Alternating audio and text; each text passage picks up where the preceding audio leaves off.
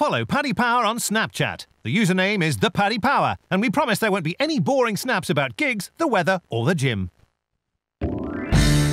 Hello there, thank you very much for joining us on the Racing Post Weekend Football Postcast. I'm Bruce Millington, and this week's panel is an all-star one. Those two fine judges, Mark Langdon and Dan Childs from the Racing Post Football Desk, as well as from Paddy Power, we have Jason Murphy, who's got all the odds, all the stats. He's a specialist in first scorer tips, so I'm sure we've got a few of them. Quick disclaimer, lads, I've just come back from the dentist. I don't know how bad this is, but honestly, I've had about an hour of having my tooth drilled. So if I sound a little bit like Roger de Courcy, apologies in advance for that. That's before their time. Right, we've got loads and loads of great live Premier League action. We will look ahead also to next week's Champions League, match week 2. We'll get the naps, we'll cover every blade of grass, and we'll start with the 6 questions, 2 each, and then they get to answer the one they wish they'd been asked. Mark Langdon, is it an actual crisis at Man United now?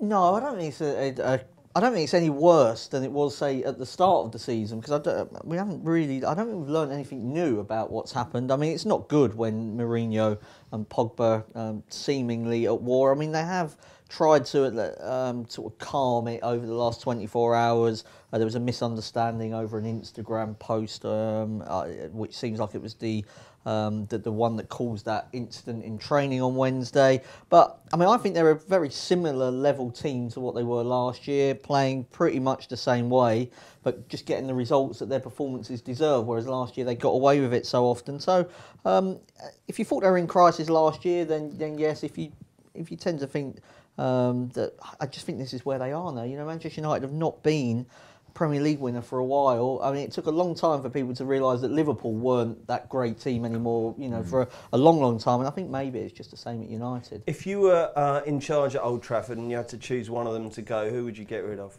Do you know, I'd rather get rid of Pogba, in the sense that I don't think you can have players ruling the dressing room. And because what's to him sort of kicking off with the next manager and the one after that and the one after that. I mean, I think would you get rid of both? Yeah, I mean, from a footballing point of view, I think Mourinho, there is a case to say that this is his last season at United, but I don't think you can have players any kind of, because you see it with Leicester. You get rid of Ranieri, then, you know, Shakespeare's gone, and now Puel's under pressure. I don't think that's a good look. OK, fair enough. Dan, is the Big Six going to be the top 6 at the end of the season? I did a little bit in the column today, and in the last 10 years, only 8 teams have managed. 8 teams other than what we perceive to be the Big Six have made it into the top 10. It all depends really on. I mean, you've got a couple of teams there. Wolves, I think, is one of them that could, you know, get a higher total. And the other side of it is, you know, you need a team to do like a Chelsea have done a couple of times in the last few years and have a real wobble. And I think the sides. Manchester United, as you just mentioned, they could, you know, end up with a total in the low 70s or maybe the high 60s. A Mourinho season, as called it. You know, and because I mean, you mentioned there about their expectations and falling below them. Once that gets into a situation where you know there's so much discontent, it can quickly spiral out of control, and you can end up, you know, in the low 60s, and then suddenly teams like Wolves, maybe Watford that have had a good start. I actually rate Fulham. I know they've had a difficult start on the fixtures. Could put pressure on Arsenal, or the other one as well. I know they've had 4 wins in a row, but whenever I watch them play, I actually think that they're controlling games less than they were under Arsene Wenger. I mean, that might be a controversial thing to say, but so would you think the top probably still be probably, but I think Arsenal and Manchester United, you know, potentially if things go wrong, could end up with a total in the 60s, and that would give hope to the likes of Wolves, Watford to maybe nick in there. OK, Jason, Tuesday and Wednesday next week, it is match week 2 of the Champions League. What is the best bet on those fixtures? Yeah, looking ahead to next week, Man City are away to Hoffenheim. Man City obviously beaten at home at Lyon, so they need to get some 3 points on the board. Hoffenheim haven't started great in Germany either, sitting mid-table. Man City are at home to Brighton this weekend too, so they could wrap things up nice and early there and get ready for that game away to Hoffenheim. So I'll be having a look at them. I wouldn't be as big on Liverpool away to Napoli. I think Ancelotti is settled in quite well there at Napoli. And Liverpool obviously have the big game against Chelsea in the league, and then I think they're playing Man City the following weekend as well. So having got the win against PSG, they don't need to go all out there to get a win against Napoli either. Some good fixtures: Man United, Valencia, Spurs, Barcelona. Some great action next week. Now then, talking of Barca, Mark, what the dickens is happening there? Incredible scenes in the last 2 games. Well, yeah. Tell us what's happened in case anyone isn't following it. And let's face it, it's not on Sky anymore, so it's not as easy. No. So first of all, they drew 2-2 with Girona, their neighbours, the Ryanair derby, if you like, because before they flew into Barcelona, you used to say it was Barcelona, it was Girona, and it's 50, 60 kilometres away. But they were 1-0 up. They were in control of the game, and then Lenglet, the centre-half, got sent off after VAR. He was seen to have elbowed somebody in the face. It was, I think, marginal as to whether he meant it or not. So that then puts pressure on you. Girona scored 2 goals. They come back 2-2 with 10 men. Not a disaster. Last night's game was a disaster. To lose to Leganés, to be outshot by Leganés as well. Pellegrino's Leganés, no less. So what's gone wrong? Piqué's been playing very poorly, and that's why they're not keeping clean sheets.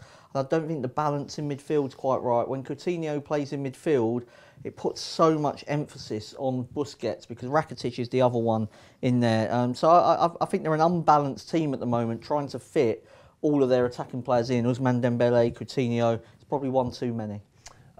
Jason, give us the latest from Paddy Power on La Liga, if you would. Yeah, so we're standout best price on Barcelona there at 4-6 at the moment. Real Madrid 15-8. We're a bit shorter than the market on Atletico at 8-1. Then Sevilla be next at 80-1, and then Valencia 250, and then the rest bigger than that. We kind of at the start of the season we thought Barcelona were going to be as good as the war. Real, we weren't so sure on with Lopetegui coming in to see how things would settle down after Ronaldo left, but they actually started the season quite well, barring a bad result there last night for them, obviously losing to Sevilla. But Atletico Madrid, they looked like they were out of the title race, but they're now right back, bang in it. They're away to Real on Saturday night, and I think Atletico are betting that match. Real are missing Isco. Okay, he's not always a starter now, but Marcelo went off injured as well. So I think Atletico, after beating them in the Super Cup already, are a good bet there Saturday night, and it's looking like a good title race over there now. It certainly is. I just wish I could watch it. Who do you think will end up victorious, Mark, in Spain? I think at those prices, I think I'd probably rather be on Real Madrid, or maybe both Madrid teams, really. I think Atletico, I think it's a bit of 11 or 12 out Yeah, there. I mean, what happened with Atletico was quite a lot of people fancied them at the start of the season. They made a shocking start to the campaign. They've kind of got their Atletico-ness back in recent weeks, been keeping clean sheets, and I'm just not sure that they've got the firepower to go a whole season, and they need the other two to drop off. And I just think there's not much between Real Madrid and Barcelona. And as Jason said, Real Madrid before the Sevilla game were looking really good, and maybe it was just one of those nights they were 3-0 down inside 45 minutes. It was just game over. So and it's not an easy place to go either. So I probably think Real Madrid are the value. Okay. Now, Dan, you did touch on Arsenal earlier. I'm going to ask you, what would you give Unai Emery out of 10 so far? I think he's probably done at the start of his career there probably as well as he could have done with the budget that he's got. It was well documented that Arsenal didn't have a lot of money to spend after they'd splashed out on the previous regime with big money buyers on Lacazette and Aubameyang. So he had to do things on the cheap, really. And Socrates came in, didn't he? I don't know who's in charge of the transfers there, but he's improved them, at centre back. But the rest of the side, it's very much similar as it was, really. They're still looking. But is he doing anything different with the players? There's been a lot of talk. There's been talk about this, high press. But do you know what? I've watched them the last couple of games, and I watched them against Everton. And they're actually doing the opposite. They were allowing Everton to come onto them and really were counter-attacking Everton. And for me, I think if they carry on playing that way, I mean, they got out of trouble, partly because Everton defended poorly and partly because Lacazette's finish was just outstanding. But Everton looked for all the world they were going to win the game for an hour. So I'm not convinced by them at the moment. And what are you going to give him then? 7 out of 10, I'd say so far. Okay. Yeah. Jason, if there's one team you could choose this weekend not to win, just to swell those Paddy Power coffers, who would it be? Who is the ultimate coupon buster this weekend? Well, straight off the bat, it's the Man United boys, and just looking at the Premier League outright, I'd be hoping for a Chelsea win just to stop that Liverpool juggernaut that's really starting to turn into a runaway train really at the moment. Are they a big liability, are they, Liverpool? Massively. Like with Man City being so short on the outright market, there wasn't too many people eager to jump on, whereas everyone, like Liverpool, were probably in hindsight a bit big at the start of the season, so there's been plenty of people getting in on that. You would get the usual money from Liverpool fans coming as well, but a lot of the Shrewies are getting in there now too. But you basically, the ideal weekend for you is Man United failing to kick things off with a win at West Ham, is it? Professional, yeah, I'd have to say that. With through gritted teeth. We will look at that game in a minute, but first of all, the boys will answer the question they wish they'd been asked. Mark? I'm just trying to think which one. I'd maybe go for the Champions League one. I'd go for that, and I'm going to go for Athletic. We've just been speaking about Atletico, which is why I didn't know if we'd done too much on them already, but I'm going to go for them to win to 0 against Club Brugge on Wednesday in the Champions. They're on their own midding? Or? They are, yeah, and if you have a look at sort of what they've been up to in recent games, 3 wins in La Liga, all to 0. It's just what they do, really, with Godin and Jimenez at the back, very tight in midfield. I mean, we've just seen it for years. All black and gold. They'll just happily win this game 1-0, even though they're long odds on to win the game. They're about even money to win to 0. Just had a look at Club Brugge's expected goals. They lost 1-0 to Dortmund. Their XG was only 0.5, so they didn't create much in that game. I just think Atletico will kind of do what Atletico do. Okay, and Dan, which are you going to answer? No, I'm going to take the Champions League one as well. I just think I'd echo Jason's thoughts on the Napoli-Liverpool game. I think Napoli look overpriced to me. I think the build-up to the game for Liverpool, to play Chelsea in the League Cup, there was a kind of mix and match side they put out there, and then they're going to have to go full strength at Stamford Bridge and then into the game against Napoli. I think by the time they get there, for a really tough fixture, I mean, Napoli are 5-2 to win that game. They've had 5 wins out of 6, which, given the losing Sarri and the squad being, losing Jorginho, some key players, you'd have expected maybe a drop-off, but 5 wins out of 6 is a good start. And you look at their home form as well in the Champions League. Beaten against English teams, beaten Manchester City, Chelsea, Arsenal over the last few years at home. The game against City last season was a fantastic game, could have gone either way. They lost 4-2.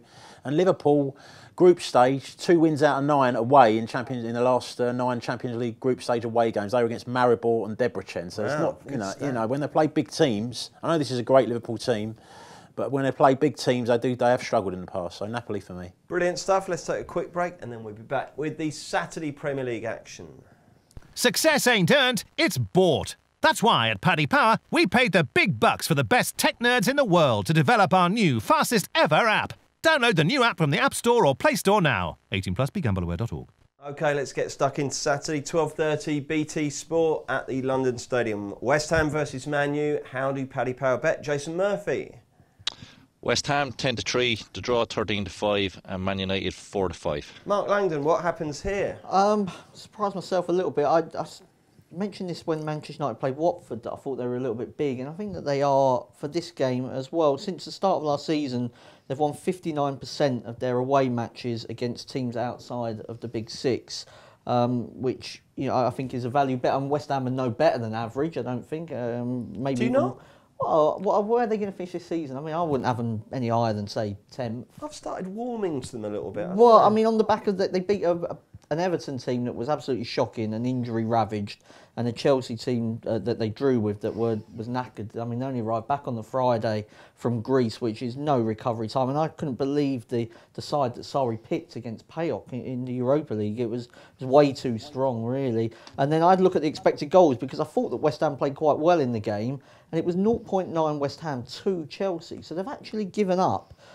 They gave up a lot of opportunities in and around. It felt like the first 20 minutes they were getting battered, and then all of a sudden they thought, look, let's come out fighting. They're like a boxer, or like, come on. But I think Chelsea maybe got a bit tired as well, and just ran out of legs. And like I said, I'm no huge Manchester United fan, but they've won 2 of their 3 away games this season against Watford and Burnley. And I mean, I just think that the price is a little bit big.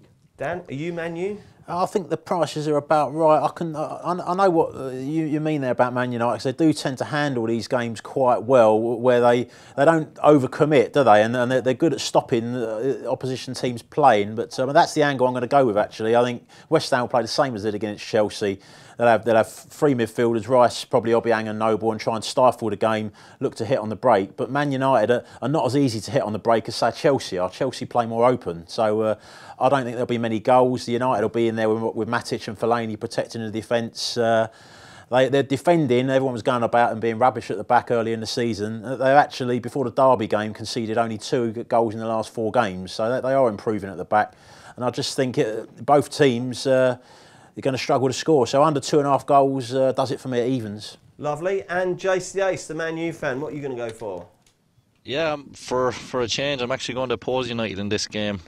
May wait and see what happens with Pogba. If you give me a choice, if you could swap Pogba for Neves and give Wolves 20 million as well, I'd happily do it. If Ferguson was still there's no way Pogba, Ferguson actually got rid of Pogba before. Well, yeah, sure. quite, exactly. That was the clue, wasn't it? Mourinho, though, I think needs to cop on to himself as well. He's acting like a jealous ex. Just stay off the Instagram and just get your team sorted and playing a bit of football, Looking at the matches, if Pogba starts, then you have to put him on the pitch. He's 6 goals in his last 7 starts, a couple of penalties, a couple of assists.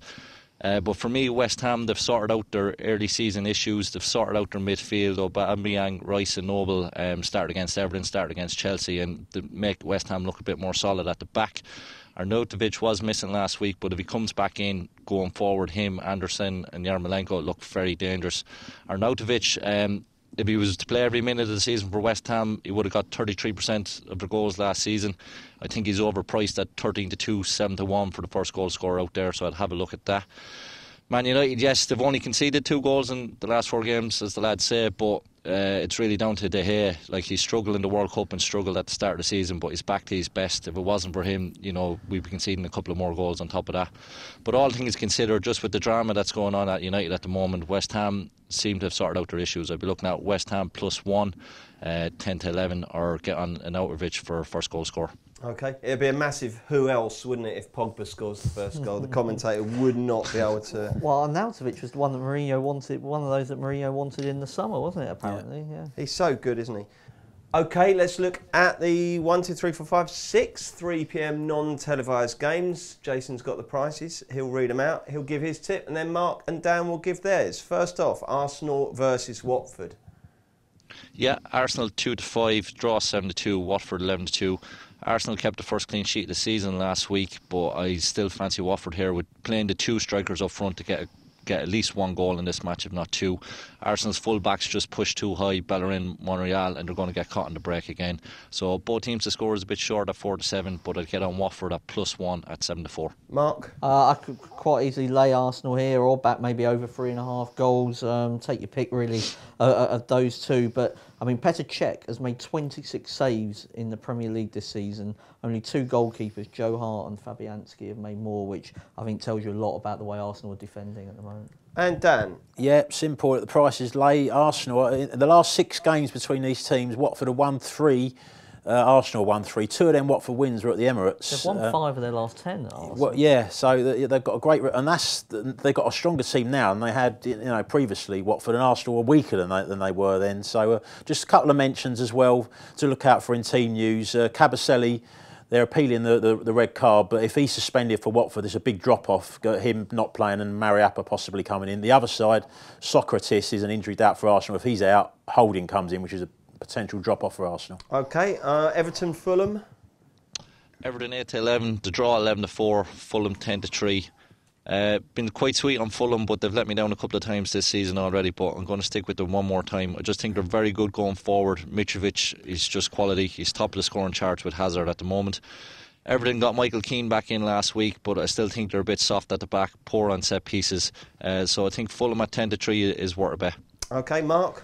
A tricky game for me. I'm going to go for Richarlison, first goal scorer. I thought he looked so dangerous when he come back into the team against Arsenal. I mean, the joke was how much Everton overspent on him.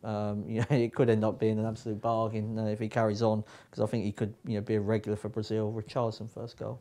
And Dan? He looked the best player on the pitch by a mile in that game. Richarlison was outstanding. But I'm going to go for Fulham, to go with Jason on value grounds at 10-3. Everton really worry me at the back. No clean sheet in 7. I think Fulham will finish higher than they are now. Okay, and Huddersfield Spurs, Jason?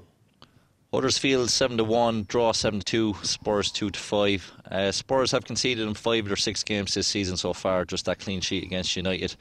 So I'm looking at both teams to score angle. I know Huddersfield don't score many, but 2 of their goals have come from that long throw set piece. You know, we've seen Iceland do it against England, but they got one against Man City and they got one against Leicester last week from that long throw. So Spurs, if Lloris isn't in the goal, maybe still a bit shaky at the back, so both teams to score. But this fixture last season was on the same weekend as well. Harry Kane got 2 in that game, and I think he's starting to get back into form. So Harry Kane 2 or more at 9-4 if you want to go the Spurs route. Lovely stuff, Mark. I'll go the Spurs route. Tottenham to win 0. Huddersfield have scored 6 in their last 16. I know that set pieces could be the undoing to this bet, but I think Gazaniga's made a bit of a difference, more of a presence to him. And the fact that Tottenham nearly chucked it away against Brighton last week, always my concern is when a heavy favourite, when you back them to win 0, is that drop-off right at the end.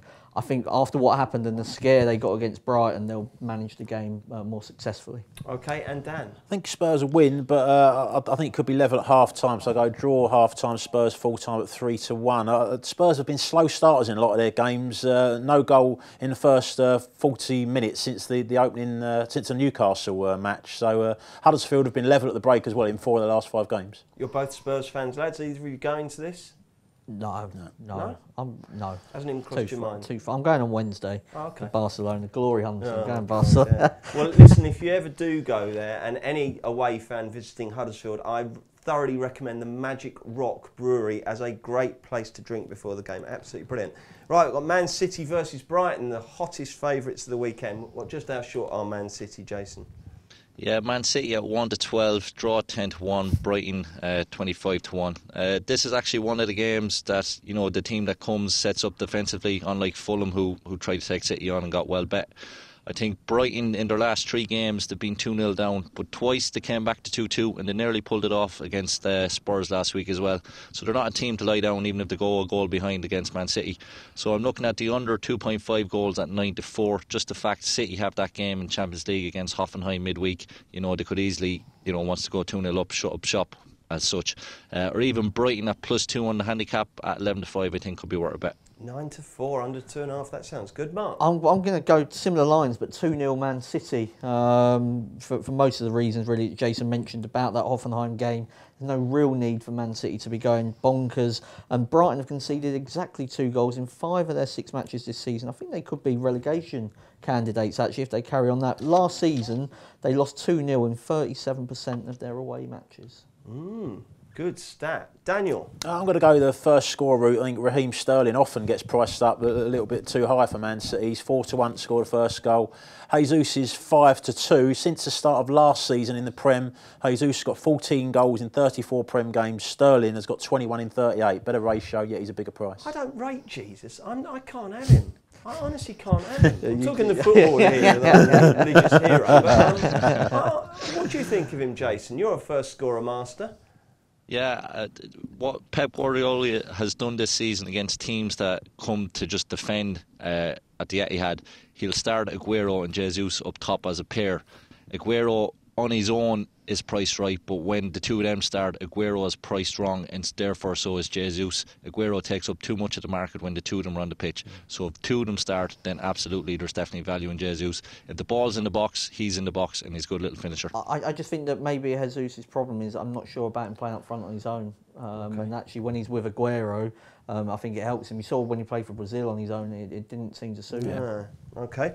Newcastle, Leicester. Jason, what's the latest prices and where's the value? So Newcastle 13-8, the draw 9-4, Leicester 7-4.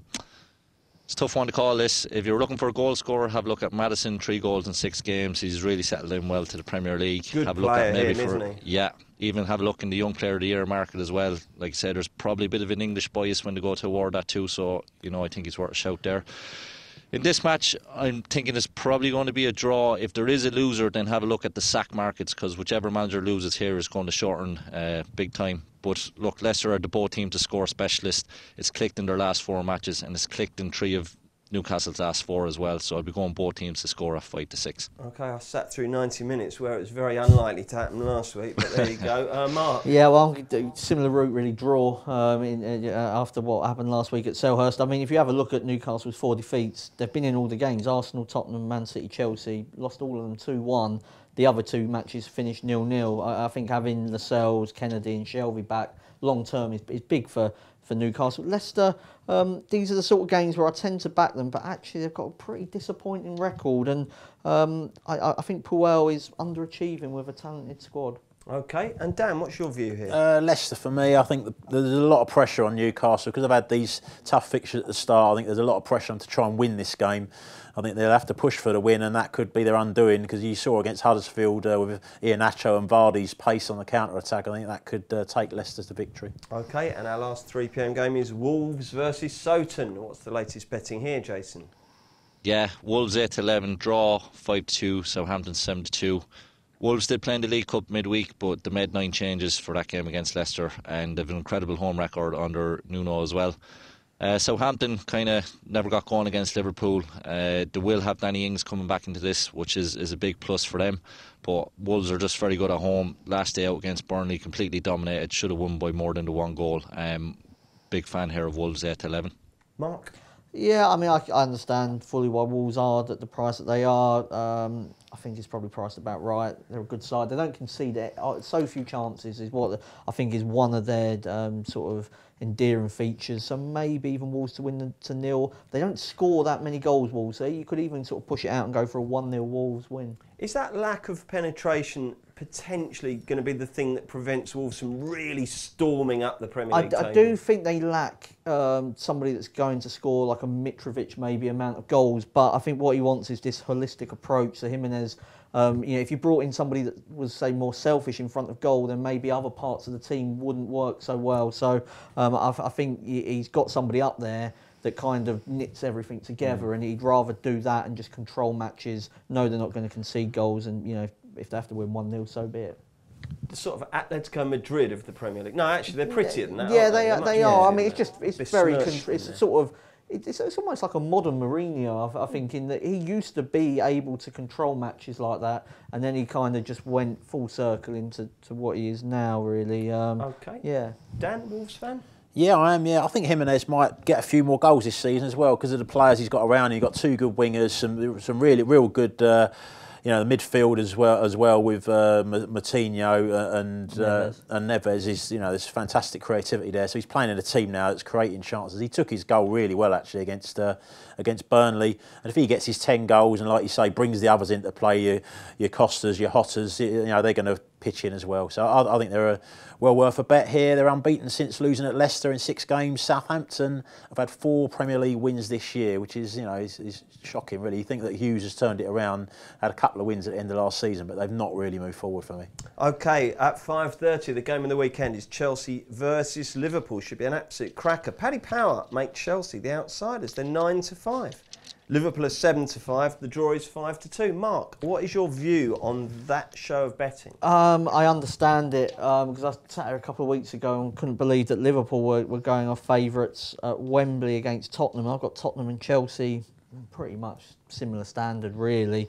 And Liverpool absolutely destroyed Spurs on the day. And I think there's maybe, everyone says about, we've not played well against Liverpool, and they said the same about Paris Saint-Germain. Maybe the common sort of factor there is that Liverpool are just really good and actually can make good teams look bad. And are they better than you thought they'd be so far? They are, yeah. I mean, not early on. I think the Tottenham game and the PSG game, they've won them both by 1 goal, but it was the manner, really, the performance where it could have been 3 or 4, couldn't it? Both of those matches. I also think that Jorginho is going to be pressed like he's not been pressed so far in the Premier League. He's knocking off these passes against West Ham, breaking passing records. He's not getting that time and space, and he was unsettled when he played against Man City. Couldn't get into any kind of rhythm.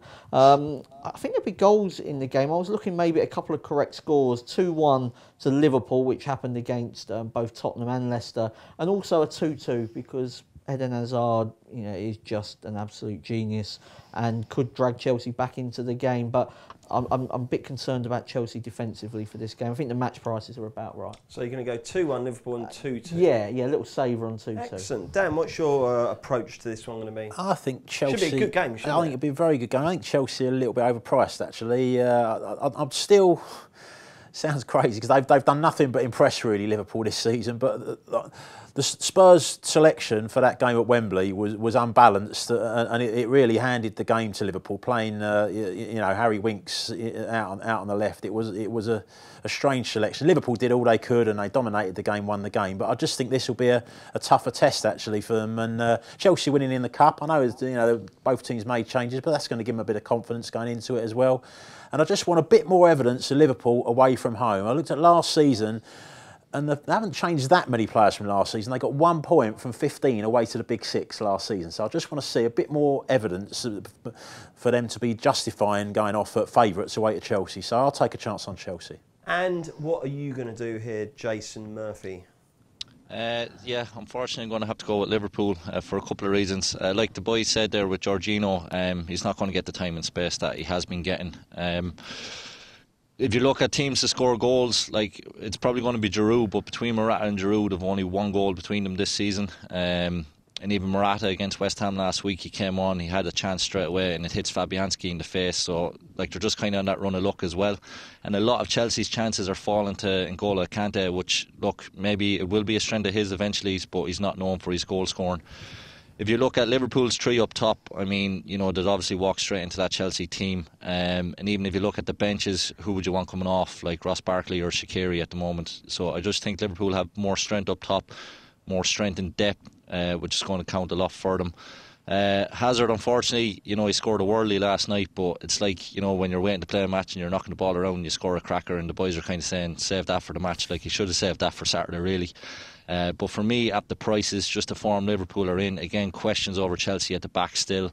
I think just Liverpool at this price, it is worth a bet. If you're looking for a goal scorer too, again, Salah, because of his skill, he gets a lot of chances. I still don't think he's the best finisher in the world. He missed 2 chances against Southampton last week, and the goal he got, he did well to get into the position and toe poke it over the line. So for me, I still think there's value in Firmino and Mane. So if you want a first goal scorer, I'd be going for Mane. OK, more great Premier League live action coming up. Check out Paddy's Rewards Club. Simply place 5 bets of £10 or more across any sport in a week, and you'll get a free £10 bet then next week. T&Cs apply. 18+. BeGambleAware.org. OK, welcome back. Bruce Millington, Mark Langdon, Dan Childs and Paddy Powers, Jason Murphy. Looking ahead to the Sunday and Monday live Premier League games. Now then, Mark, you've got a theory about the Sunday choice of game, haven't you? 4 o'clock, Cardiff v Burnley. That is stretching the Super Sunday title to the limit, isn't it? I think that Sky don't want to clash with Ryder Cup. I mean, you have a look, BT have got both Saturday matches. I think they just want all the focus to be on, the golf and all the kind of advertising and sort of new accounts they can open from that. So, I mean, this is the reason why some people will watch Cardiff v Burnley. I don't think I'll bother. You're not going to watch it? No, I mean, there'll be some other, there'll be a European, I can't remember the exact, I mean, Augsburg are playing Freiburg about the same time. Well, exactly. So why wouldn't you watch that? That'll make sure the fairways at the Golf National are absolutely empty, won't it, that one? Yeah. Of course, the Ryder Cup could be done by 4 o'clock. Anyway, without further ado, Jason, what's the latest betting on this blockbuster? Yeah, if you're tuning in, Cardiff 6-4, draw 15-8, and Burnley 2-1. Dan, you go first. Come and inject some enthusiasm into this fixture. Yeah, well, it's a big game, isn't it? I mean, both teams... Really. Well, it is at the bottom of the table, isn't it? But I've been posing Burnley all season, but I won't be here. I think they're the likely winners here. I know you've got home advantage for Cardiff, but they're under a lot of pressure because they're not scoring enough goals, really, Cardiff. 3 goals in 6 games. I look at Burnley after the confidence injection of the Bournemouth game. That was a slap in the face, because like you, I've been opposing them. Yeah, and that's going to give them a boost. And I look at their forward players, Burnley, with Vidra, Lennon, Barnes and Wood. I mean, they might not get into many Premier League teams, but they would certainly get into Cardiff's team. And that's the difference, I think, between the sides. Bobby Reid and Josh Murphy, Cardiff brought in the summer. Neither of them have scored a goal yet this season, so they're struggling up top. And I think Burnley might nick this. Burnley for Dan. Who for you, Jason? Yeah, I'd be going the same as Dan. Cardiff, look, we knew they were going to struggle. If they're going to put up a fight, these are the kind of games that they have to do it in. But I just think Burnley have turned the corner now. And like we say, the way they play with the 2 wingers playing on the opposite side, so you have a right footer on the left and a left footer on the right, they're putting in those crosses, and whether it's Barnes or Woods up top, Vidra now is the kind of player that can come on to these knockdowns and score a few goals. He got 21 goals in the Championship for Derby last season, so have a look at him for first goal scorer, anytime goal scorer. Or even Tarkowski is currently Burnley's joint top goal scorer. He's got 2 this season. Leroy Sané was winning headers against Cardiff last week, so I'm sure Tarkowski can do the same. So have a look at him for any time also. But in the match betting, have a look at Burnley, or go to Serie A there either. You've the Roma Lazio derbies on there as well, and Juventus Napoli Sunday afternoon if the Ryder Cup is done and dusted early. Plenty going on there, Mark. What's going to happen down there at Ninian Park? I disagree, I think. I'm going to go for Cardiff, draw no bet. I mean, I just haven't... I can't take it Bournemouth, that win over Bournemouth, as, right, well, that means Burnley have definitely turned a corner. I thought they were lucky to be winning 2-0. Bournemouth were all over them at 2-0, and if they get back to 2-1, then maybe it's a different game. I mentioned earlier on about goalkeepers making the most saves. Joe Hart hasn't even played every game for Burnley, and he's made the most saves. I mean, if Cardiff are to do anything in this division, this is a game that they will have targeted. I mean, I think they've just rolled over against Man City. I mean, before that, they just played Chelsea and Arsenal, and they gave Arsenal a decent go. I mean, they scored a couple of goals, and in their sort of 2 most fixtures against teams of their level, they drew 0-0 against Newcastle and Huddersfield. So I'll go for Cardiff, draw no bet. I want to see more from Burnley. I mean, that performance against Wolves the other week was absolutely atrocious. Okay. And on Monday at 8 p.m, it's Bournemouth versus Palace. What's the latest betting on this one, Jason? So Bournemouth 6-5. You can have your draw at 12-5, and Palace at 21-10. Mark, you can go first. A draw. I mean, Bournemouth have conceded 10 goals in their last 4 matches, which is a concern when Palace have kept 3 clean sheets in their 6 games. So it's a clash of styles, and I think that Hodgson may just be able to stifle Bournemouth. And Bournemouth make me nervous when I'm backing them, because I always feel like they need to score 2 and 3 goals to win matches, and they are capable when Ryan Fraser's playing the way he is and with Callum Wilson up front. But even in like the League Cup, they're having to do that, and that like I say, it makes me nervous. So the draw in a very tricky game, I'm struggling to pick a winner. Draw for Mark, who for Dan? Palace for me at the prices. I'll be back in Palace. I just think the clash of styles might actually work in Palace's favour. A little bit like the Fulham game, where they weren't great but didn't have a lot of the ball, but they still defended well enough and got the result. I think it could be similar here. They got the one world class player, attacking player from both sides in Zaha. Bournemouth, just as Mark's mentioned, concede too many goals. Palace have been nice and solid at the back actually. The last few games, I think they'll nick it. And Jason? Yeah, it's a hard one to call, I think. Like Zaha is the only player to score in the 11 matches started, I think, this season for Palace.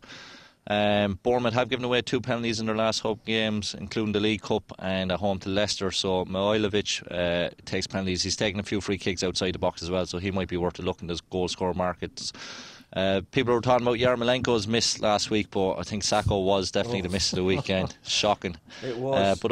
Did you see Perez when he was clean through in the first half? Did they show that on the highlights? I mean, he was clean through. Hennessy stood rooted on his goal line, just thinking, well, it's going to go past me. And he just kind of scuffed it straight at Hennessy. That was actually terrible. But you are right, Sacco just shut his eyes, didn't he? Yeah. But look, all things considered, Bournemouth, like Marcus said, they hit the crossbar at 0-0 against Burnley last week. Ryan Fraser is definitely a player in form at the moment. But all things considered, I think they're going to cancel each other out, and we're looking at a draw here. OK, before you get the naps, lads, save your nap, but is there anything else you think that you want to be putting up, either lower down division or in Europe? Jason, you go first. I've already tipped up Atletico Madrid. Just to say, like, the rested as well, Son Elguez, Rodrigo as well during the week, so they're going to be fresh. They've had an extra day's rest as well, with Madrid having to play last night. So definitely have a look at Atletico Madrid.